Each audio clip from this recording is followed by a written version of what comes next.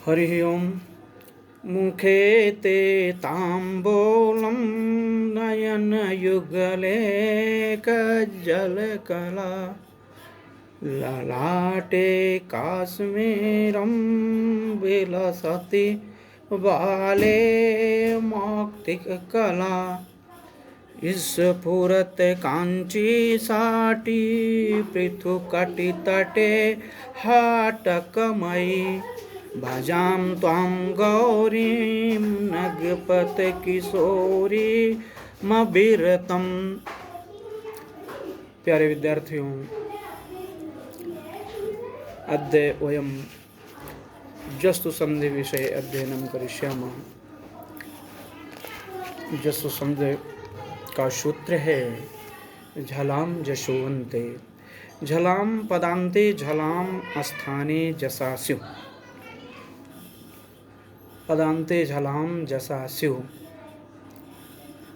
यदि पद के अंत में वर्ग का प्रथम द्वितीय तृतीय चतुर्थ वर्ण या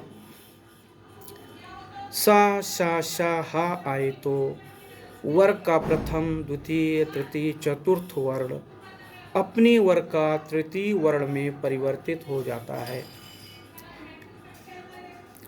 यथा जैसे अच धन अंता। अब चा जो है वर्ग का प्रथम वर्ण है, चा का तीसरा वर्ण होगा जा,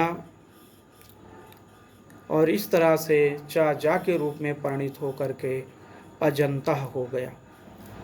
सुपधन अंतः पा है, या पवर का प्रथम वर्ण है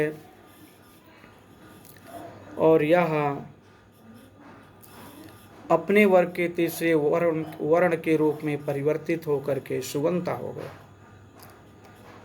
ठीक इसी तरह से दिक धन ईसा।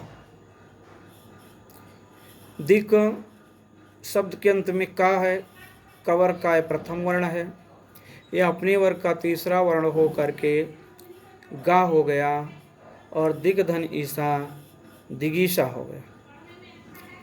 जगत धन ईसा ता अपने वर्ग का प्रथम वर्ण है,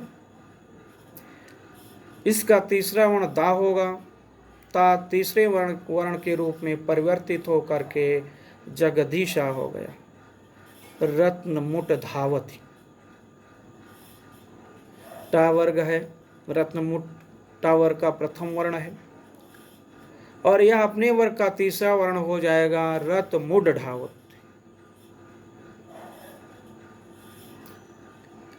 परंतु झलाम झस झस झस, यह एक सूत्र है झलाम झस झस। सिद्धांत कौमुदी में ये पृथक है, लेकिन लघु सिद्धांत कौमुदी में झलाम जसुवंते पदांते झलाम जसा शिव के अंतर्गत ही